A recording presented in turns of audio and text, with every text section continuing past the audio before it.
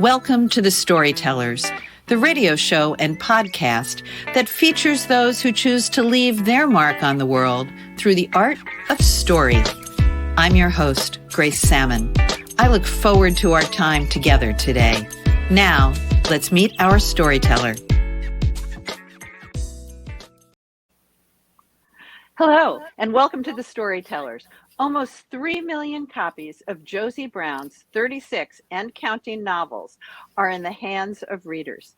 She pens the Housewife Assassin's Handbook series, the Totlandia series, the extracurricular episodic series, and her novel, True Hollywood Lies, has been picked up by television. She also is the host of the amazing podcast, Author Provocateur, where she brings her talent and her amazing voice right in, because I love the body of work that you have, both from the 36 and counting novels, but also from your time as a journalist. You've interviewed such enviable people, a long list, but Debbie Reynolds, Maya Angelou.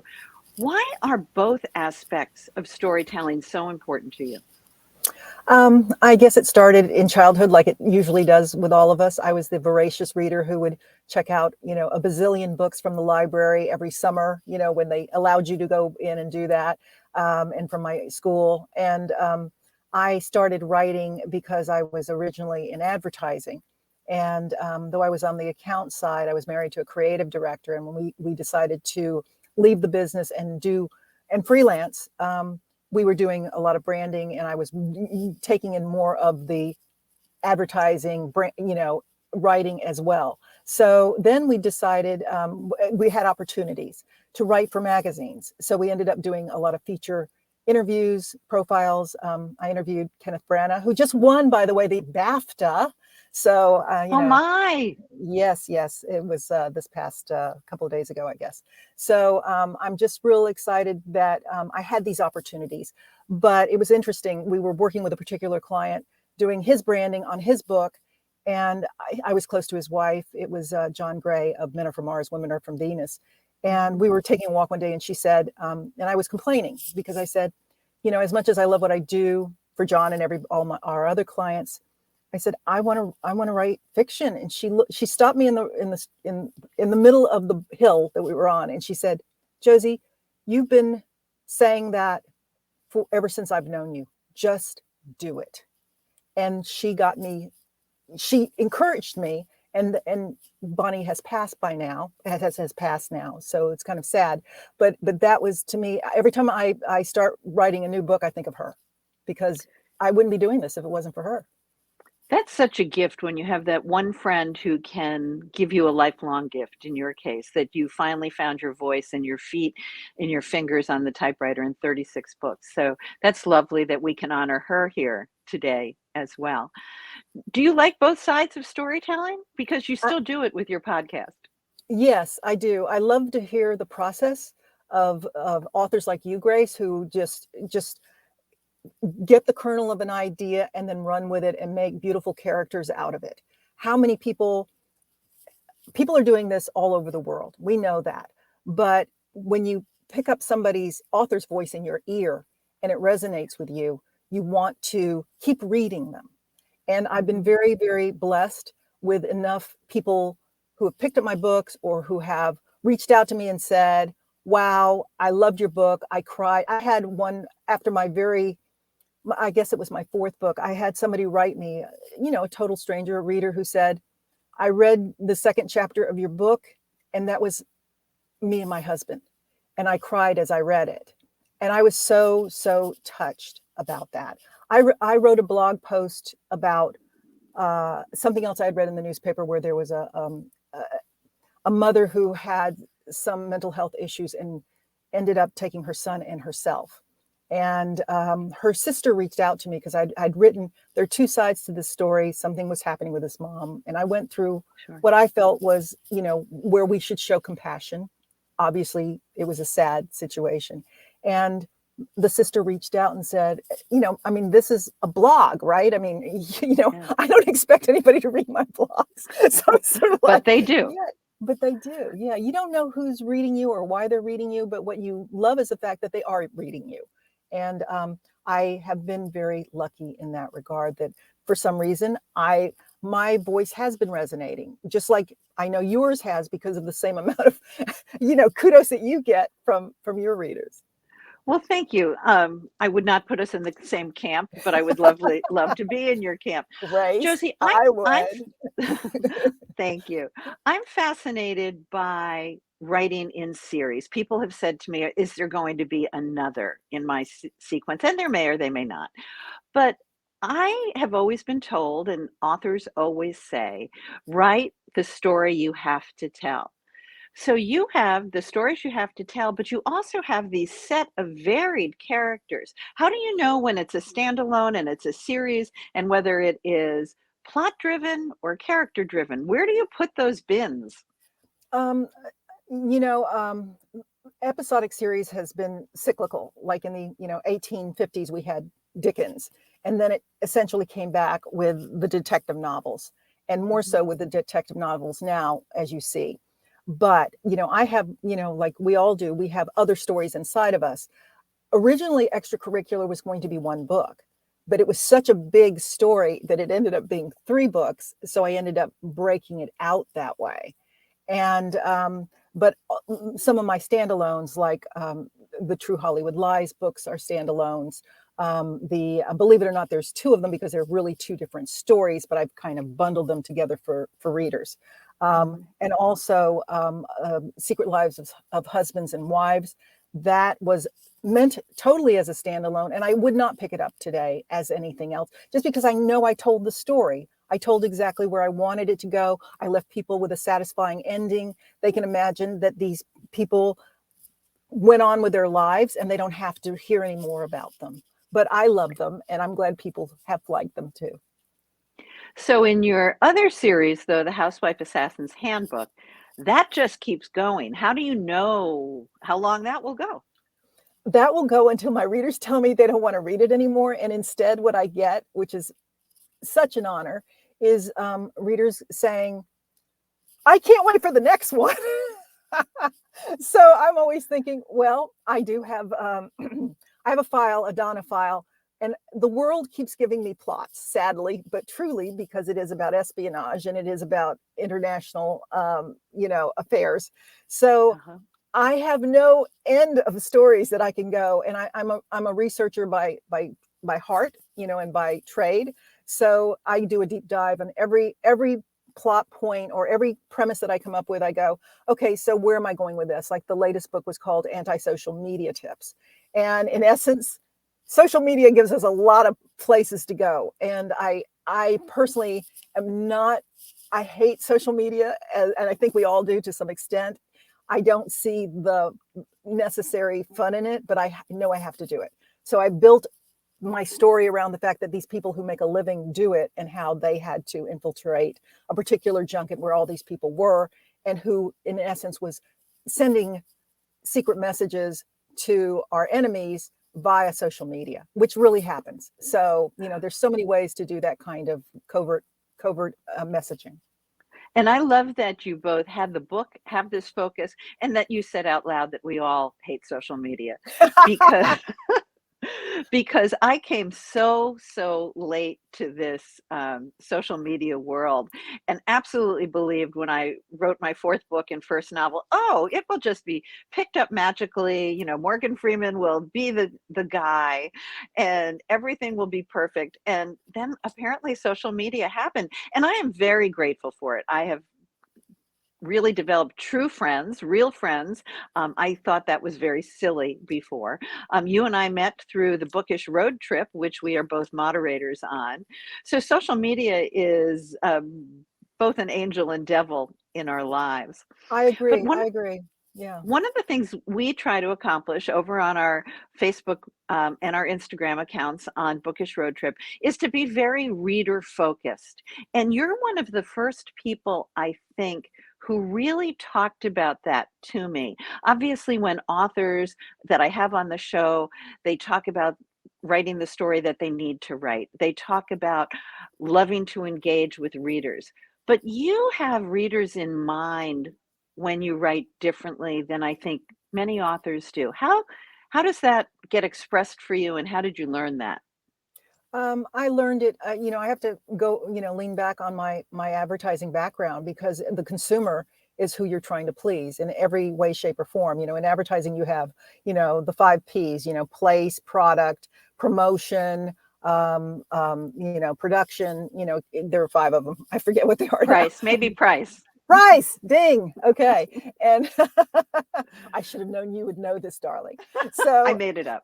oh no, no, you knew it. So I'm just saying that we in my mind, I want a satisfied reader. I want somebody who's going to be happy with every book I put out. So I actually do a very intense plot. I don't do what I call a Julie Valerie plot, as we all know of Julie Valerie. She does Venn diagrams. I have a 3 acts, and I fill in the 3 acts, and the 3 acts are usually, I know what my approximate word count will be. I know where the highs and lows will be in the story.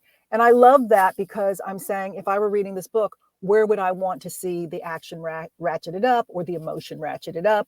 Where would I want to see a fall from grace? That kind of thing. Not your kind of grace, as in Grace Sammon, because there is no fall in Grace Sammon. There's only higher and higher. So Only it's a glow. it's a But glow, darling. that is so interesting that you plot it out fairly carefully, but it's always with the reader in mind. Do you think that's common among authors? No, and I, to their credit, and I'm I'm backing into a different kind of writing now, where it's more introspective. Um, they A lot of writers are taught, especially if that was their degree in school, they're taught to kind of more throw it out there on the page, and then it's all caught in editing, by the 50th draft. Mm. I've done 37 books, so if I had waited for the 50th draft of each book, I probably would have I probably would have been pulling out my hair on the first book still. And as at the beginning, I told you I was afraid to write. So I have been able to, in my own mind, see it as both a business and an art. And in doing so, I have to meld those two emotions together within me and say, okay, here's the business part. You want a satisfied reader. Here's the art part. You want to satisfy yourself. So that's how it comes together for me.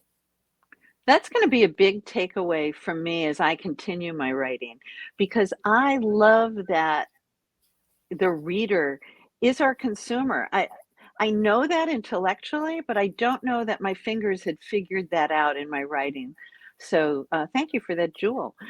I also want to go to the idea you have mentioned several times about branding.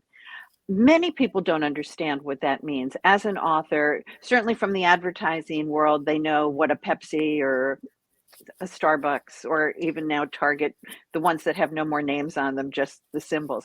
Talk about author branding, if you will. Sure. Um, Author branding is the voice that you have resonating with the reader, and how you, once you figure out who this reader is, how you keep them coming back to you. They want to know more about you, believe it or not. I mean, most writers I know are shy people, Mhm. Yeah. including myself. So Yes. when I put up a picture of myself in social media, which is rare because I'm usually the person taking the picture because I love photography. Yes, you do. Um, I get more likes or hits than if I'm not in the picture. And I've always heard that you should do that, but I don't necessarily like putting myself in a picture, but my readers want me to, because they want Mhm. to know more about me, just like they want to know more about you. So we have to force ourselves into our branding side and our business side of writing, Mhm. and do what and let them in on us. And it's not a bad idea to do it. I try to get out a newsletter once a month, and when I do, I try to say something personal in it. Every time I do, I get readers writing back saying, "Oh, I felt that way," blah blah blah, or every time. And I feel touched by that. That's what motivates me to make sure every story is the best story that I can put out there. So it is important for us to find our brand, to figure out who our readers are, and to commune with them, just like you and I commune. That is an advantage of social media, I have to say, is that they find us easier than they did when there was no social media, and they Absolutely. can communicate with us, which is just as important to our well-being as it is to theirs. Because it really is a community. Sometimes I joke there are 20 people on Facebook. I forget, about 2,000 followers. But, there are those core group of people that you really look forward to and rely on now in a hopefully healthy codependent way. And I think you're right, that balance between sharing what we're writing and working on and the personal is always interesting to see. Many listeners probably don't know how closely we all look at our stats in our various Facebook and social media platforms. Um, you've been both independently published, traditionally published. What's your feeling on those different roads to publishing? I think there's advantages to both and disadvantages to both. The advantage to traditional publishing is that you don't have to worry about all the other things other than the writing and then developmental editing of your own story with your wonderful editor. Hopefully you'll have a wonderful editor. Not all editors are the same, and not all are wonderful, but some Yeah, are. And I read about them all the time, and I go into my, in my own little heart, I go, wow, I'd love to have her edit me, just because of her process with her authors. And that takes time on their end. So absolutely. we have to look at that and say, that can be an advantage to me, to have somebody looking over my shoulder saying, can you tweak this sentence, because I know what you're trying to say, but it's not exactly right? Or saying, this whole area here seems a little stagnant. I had a wonderful editor at Simon and Schuster, with Simon and Schuster, and we had great conversations. I feel like my books were strong because of her, and my only regret was that she went off and had a baby. So I didn't have her after that. So, but Yes. I miss that. I miss that about New York publishing. At the same time, New York, and this is where independent publishing comes in, New York doesn't always have their finger on the pulse of the reader. And that's because they put books out 2 years after they acquire them. So in my regard, for example, Housewife Assassin, that was something that did go out to New York and went to committee in several houses. And then they started passing because they couldn't comprehend that a woman who had a family could also be an assassin ongoing. So that was one that I kept aside for myself, knowing that it wasn't going to go anywhere. And then when I felt like it was time for that story to be told, I decided to do it independently, and that pretty much set my journey on a different path. And I hit it at the right time of independent publishing. There wasn't a lot of that out there, and it was resonating because they were good stories. And then, one became a second book and a third and a fourth and fifth, and just kept going. There's now, 22. yes. So, Amazing. so so I enjoy the process. I enjoy my character. I want my audience to enjoy, my reader to enjoy the character, so that they keep coming back for more. It is a bonbon book. It is not a heavier book like your story. It is not it's not what Donna Tartt's going to be writing for her next decade book, because she puts out one a decade. But you see what I'm saying? It is a Yes, fun book. absolutely. And as long as the writer enjoys it and the reader enjoys it, great. Now, as in my author voice, you can see it in my standalones. You can also see it in some of the other series. There are different voices that each author has inside of him or her. So we have to sometimes honor that voice too. And that doesn't always resonate with the reader you have now, but it may allow you to pick up new readers. Or it may, your reader may love it just as much as they love your other things. I can use The Candidate as my example, which is essentially a standalone, but could be a series. And it's a political thriller. And people have discovered me through the candidate, or readers have said, wow, I love this. I didn't know you could write this kind of book. And it's sort of like, well, we're writers, and we, you don't just play the same song over and over. If you've got a banjo, you know a lot of songs. Let's put it that way. I love that you shared so much about your storytelling with us today, Josie. Branding, series, non-series, your podcast. What's next for you? And tell us. I do have, I'm working on another housewife assassin book. At the same time, I do have a story that is historical that I'm going to put out to the world. I'm going to see how it goes. I'm now trying to shop it with New York. We'll see what happens. And if something comes out of it, you'll be the first to know, Grace. You know that. Well, thank you, Josie. That'd be fabulous. You were a great storyteller today. I'm so happy that we shared the microphone together. And I look forward to new adventures with you as we move forward. Thank you. Take care. Take care, everybody. This has been a copyrighted episode of The Storytellers by Grace Sammon and Authors on the Air Global Radio Network. That concludes this episode of The Storytellers. I'm so glad you could be part of the story today. I hope you share the stories, tell your own, and come back for another episode, because when our stories are told, everything changes. I'm Grace Sammon.